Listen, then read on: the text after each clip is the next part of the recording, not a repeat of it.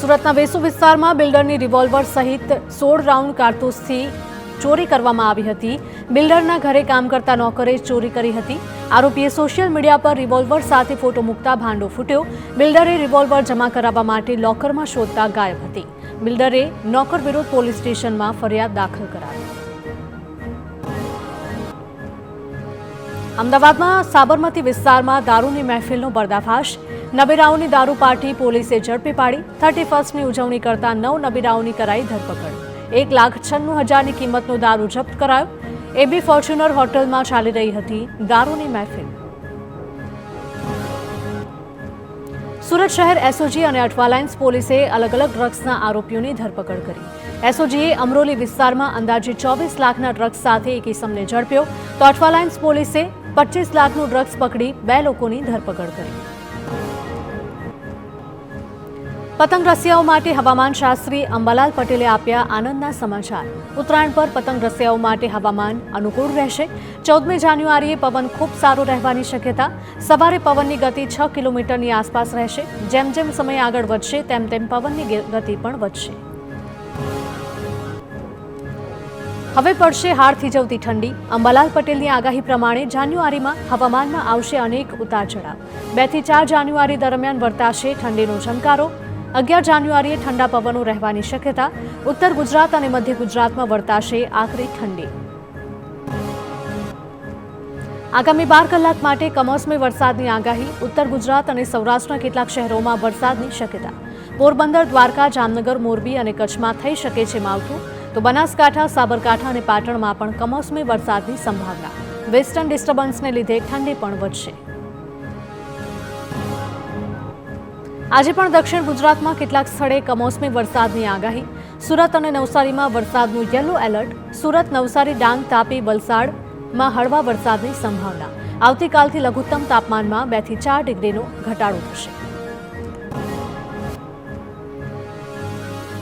જામનગર જિલ્લાના વાતાવરણમાં પલટો આવ્યો। કાલાવડ શહેર તેમજ ગ્રામ્ય વિસ્તારોમાં માવઠું। નવા રણુજા, દેવપુર, પીઠડિયા સહિતના ગામોમાં વરસાદ પડ્યો। કમોસમી વરસાદથી ખેતરોમાં પાકને નુકસાન થવાની ભીતિ।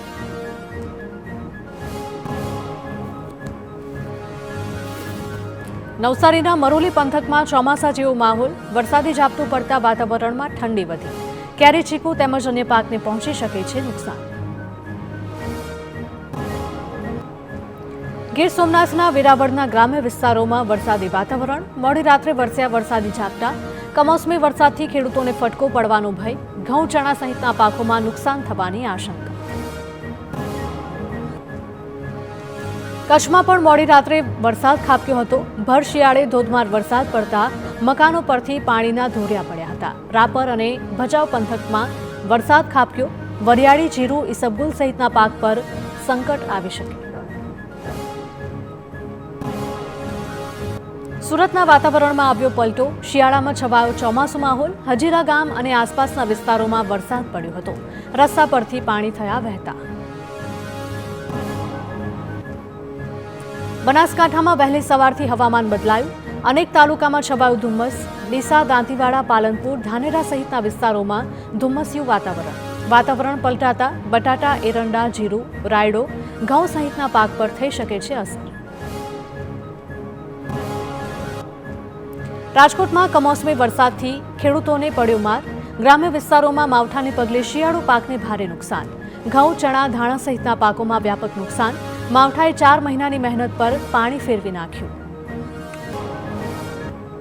સુરતમાં પાણીના ભંગાણ મામલે પ્રસારિત થયેલા TV9ના અહેવાલ બાદ તંત્રએ સિડકોના અધિકારીઓને આડે હાથ લીધા। વારંવાર બેદરકારી દાખવવામાં આવશે તો પોલીસ ફરિયાદ કરવાની મેયરે ચેતવણી આપી। ફાલસાવાડી પાસે પાણીની લાઇન તૂટી હતી। 4 વખત ભંગાણ થતા પાણીનો વેડફાટ થયો હતો।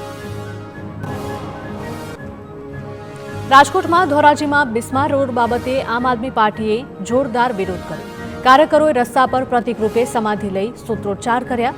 ધોરાજીથી જૂનાગઢ તરફના ખખડધજ રોડ બાબતે દેખાવ કર્યા હતા। રસ્તાનું સમારકામ કરાવવા માટે માંગ। પોલીસે આપના 3 કાર્યકરની અટકાયત કરી। રાજકોટની સિવિલ હોસ્પિટલમાં ન્યુરોસર્જનને માર મારવાની ઘટના સામે વિરોધ વધારે ઉગ્ર બન્યો। જુનિયર ડોક્ટર એસોસિએશને હડતાળ પાડીને વિરોધ નોંધાવ્યો। મુખ્ય 4 માંગણીઓ સાથે 400 તબીબ હડતાળમાં જોડાયા. આરોપી હજુ સુધી નહીં પકડાતા તબીબોમાં ભારોભાર રોષ છે. 24 કલાકમાં માંગ પૂરી ન થઈ તો ઇમરજન્સી સેવા પણ બંધ કરવાની ચીમકી ઉચ્ચારી.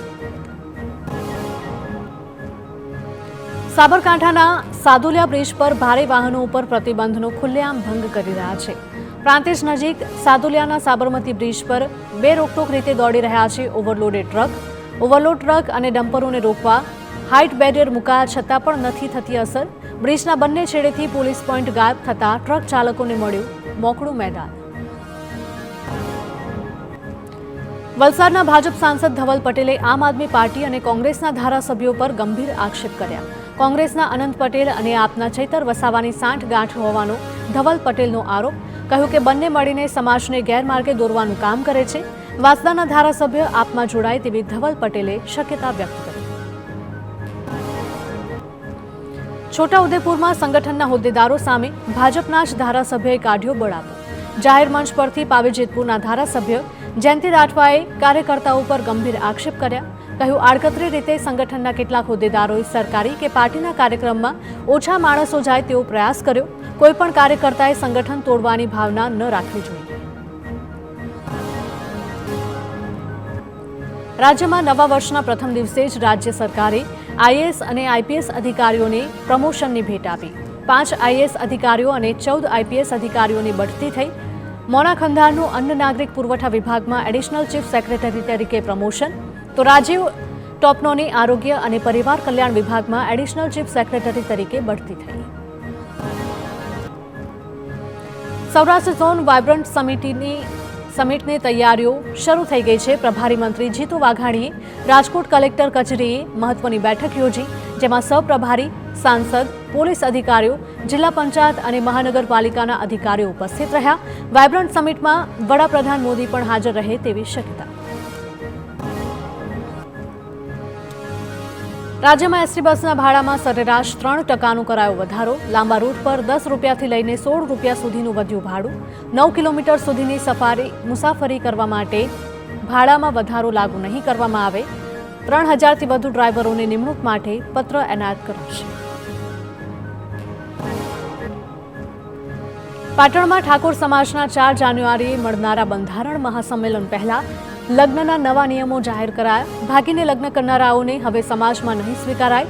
લગ્ન પ્રસંગમાં ડીજે, સનરૂફ ગાડી ઉપર પ્રતિબંધ. પાટણમાં યોજાયેલ બેઠકમાં સાંસદ જ્ઞાનીબેને નવા સામાજિક બંધારણનું વાંચન કર્યું હતું.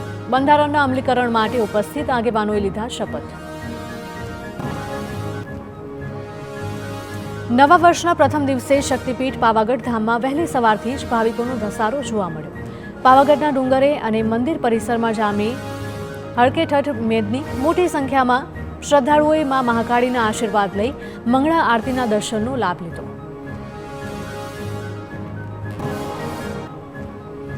અમદાવાદના જગન્નાથ મંદિરે મોટી સંખ્યામાં ભક્તો ઉમટી પડ્યા હતા. નવા વર્ષની શરૂઆતમાં ભગવાન જગન્નાથના શરણે પહોંચ્યા શ્રદ્ધાળુઓ. લોકોએ સવારની મંગળા આરતી નિહાળી દિવસની શરૂઆત કરી. નવું વર્ષ મંગલમય રહે તે હેતુથી શ્રદ્ધાળુઓએ ભગવાનને પ્રાર્થના કરી.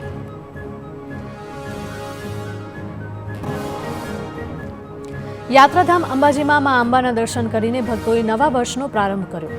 સાથે જ ધજાના નિયમોમાં ફેરફાર થવાથી શ્રદ્ધાળુઓ 5 મીટરની ધજા લાવતા જોવા મળ્યા. લાંબી ધજા લાવનારા શ્રદ્ધાળુઓએ માતાજીના ચરણોમાં ધજા અર્પણ કરી. અગાઉ ભાવિકો 51 ગજની ધજા મંદિરના શિખર પર ચડાવતા હતા. અમદાવાદમાં 22 જાન્યુઆરી સુધી ચાલનારા ફ્લાવર શોની શરૂઆત થઈ.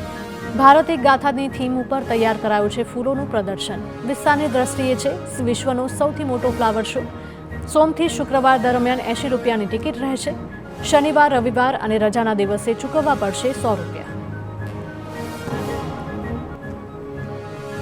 પંચમહાલ, દાહોદ અને મહીસાગરના દૂધ ઉત્પાદકોને નવા વર્ષની ભેટ મળી. દૂધ ઉત્પાદકોને ચૂકવવામાં આવતા દૂધના ખરીદ ભાવમાં વધારો કરાયો. પ્રતિ કિલો ફેટ 25 રૂપિયા વધારો ચૂકવવાની જાહેરાત. હવેથી દૂધ ઉત્પાદકોને પ્રતિ કિલો ફેટે 865 રૂપિયા ચૂકવવામાં આવશે. અગાઉ પ્રતિ કિલો ફેટ દૂધની ખરીદી 840 રૂપિયે થતી હતી. એનએસયુઆઈ રાજ્યમાં ડ્રગ્સના કારોબાર સામે ચલાવશે લડત. રાષ્ટ્રીય મહાસચિવ મહિપાલસિંહ ગઢવીએ કરી જાહેરાત. કોલેજો સુધી પહોંચી ગયેલા ડ્રગ્સના દૂષણ મામલે ડ્રગ્સ મુક્ત કેમ્પસ અભિયાન શરૂ કરાશે. સરકાર નાના પેડલર્સને પકડીને સંતોષ માનતી હોવાના આક્ષેપ. બિનવારસી ડ્રગ્સની ઊંડાણપૂર્વક તપાસ થાય તેવી માંગ. જૂનાગઢમાં આગામી 4 જાન્યુઆરીથી ગિરનાર આરોહણ સ્પર્ધા શરૂ થશે. સ્પર્ધામાં ગુજરાતના 30 જિલ્લામાંથી 1374 સ્પર્ધકોએ નોંધાવ્યા છે નામ, જેમાં ડોક્યુમેન્ટ વેરિફિકેશનમાં 259 અરજી રિજેક્ટ કરવામાં આવી છે અને હવે સિનિયર અને જુનિયર વિભાગોમાં 1115 સ્પર્ધકો ભાગ લેશે. સુરેન્દ્રનગરમાં કસવાડી ગામે તુવેરની આડમાં ગાંજાના વાવેતરનો પર્દાફાશ થયો. ખેતરમાં લીલા ગાંજાના વાવેતરની બાતમી મળતા જ પોલીસે દરોડા પાડ્યા હતા, જ્યાં પોલીસને તુવેરના વાવેતર વચ્ચે ગાંજાના 120 છોડ મળી આવ્યા. કુલ 471 કિલો ગાંજાના છોડ સાથે 2 કરોડ 35 લાખનો મુદ્દામાલ જપ્ત કરી પોલીસે વધુ કાર્યવાહી હાથ ધરી. પંચમહાલના ઘોઘંબા તાલુકા પંચાયતનો કમ્પ્યુટર ઓપરેટર લાંચ લેતા ઝડપાયો. કરાર આધારિત કમ્પ્યુટર ઓપરેટર 2000 રૂપિયા લેતો રંગે હાથ ઝડપાયો. ગોધરા એસીબીએ કરી ધરપકડ. પ્રધાનમંત્રી આવાસ યોજનાના બીજા હપ્તાના નાણાં માટે અરજદાર પાસે માંગી હતી લાંચ. સુરતમાં 31સ્ટની ઉજવણી વખતે પોલીસે 3 અલગ અલગ સ્થળે દરોડા પાડી એક જ દિવસમાં 15 લાખથી પણ વધુની કિંમતનું ડ્રગ્સ ઝડપ્યું. સલાબતપુરા પોલીસે 15 ગ્રામ ડ્રગ્સ સાથે એક આરોપીની ધરપકડ કરી, જ્યારે અઠવા પોલીસે 35 ગ્રામ ડ્રગ્સ સાથે 2 આરોપીને દબોચ્યા. એસઓજીએ પણ ડ્રગ્સ સાથે એક આરોપીને ઝડપ્યો. નવસારીમાં કમોસમી વરસાદે માજા મૂકતા ખેડૂતોને પડ્યા પર પાટા જેવી સ્થિતિ સર્જાઈ. ડિસેમ્બર અને જાન્યુઆરી માસ બાગાયતી પાકો માટે મહત્વનો હોય છે. તે સમયે આંબા પર મંજરી બેસવાની શરૂઆત થાય છે, સાથે ચીકુના ફળ પણ મોટા થતા હોય છે. પરંતુ કમોસમી વરસાદ વરસતા પાકમાં જીવાત અને રોગની પણ આશંકા. સુરત શહેરમાં 31સ્ટની ઉજવણીમાં 600થી પણ વધારે લોકો નશાની હાલતમાં ઝડપાયા. પોલીસે તમામ લોકો સામે દારૂના સેવનનો કેસ દાખલ કર્યો છે. નવી સિવિલ હોસ્પિટલમાં કુલ 295 શખ્સને બ્લડ ટેસ્ટિંગ અને મેડિકલ તપાસ માટે લઈ જવાયા. નશો કરેલી હાલતમાં વાહન હંકારતા અને જાહેર સ્થળોએ નશાની હાલતમાં ઝડપાયેલા તમામ સામે અલગ અલગ પોલીસ સ્ટેશન મથકમાં કેસ દાખલ કરાયા.